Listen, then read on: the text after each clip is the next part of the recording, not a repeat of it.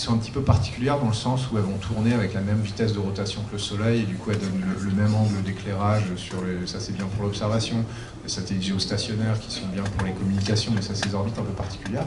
Mais à part ces orbites-là, il y a vraiment de la place partout.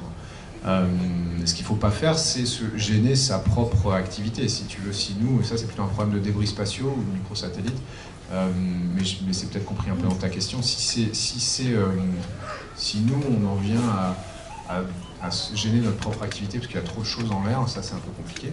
Mais ça, tu sais, on fait attention à ce que ça ne soit pas le cas, parce qu'au final c'est dans l'intérêt de personne.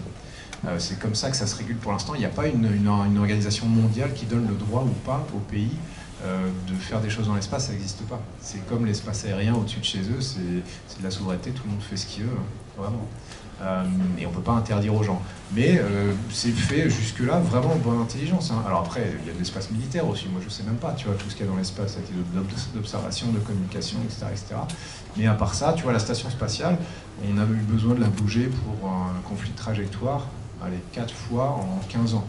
Et encore, quand je te dis de la bouger pour un conflit de trajectoire, c'est parce qu'on pense que des choses qui sont suivies au radar depuis le sol, et ça aussi c'est un peu ta question, comment on peut savoir? On peut tout suivre au radar depuis le sol, c'est exactement, les Américains ils savent exactement ce qu'il y a dans le ciel, t'inquiète pas. Les Français on sait le faire aussi. Les Russes on pense, et les Chinois on en est sûr. Et donc si tu as une probabilité de moins de 99% que le débris passe à moins de 10 km de la station spatiale, on la bouge. Puis on prend une grosse précaution, et pourtant malgré ça on n'a bougé que 4 fois en 15 ans.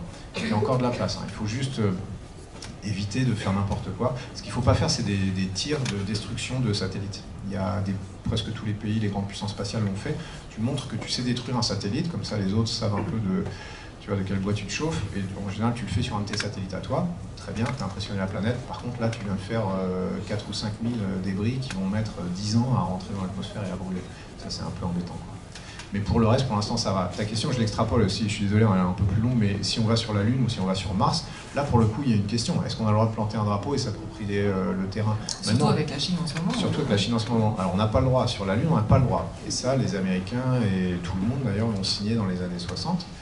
À l'époque où justement la question se posait quand même assez violemment.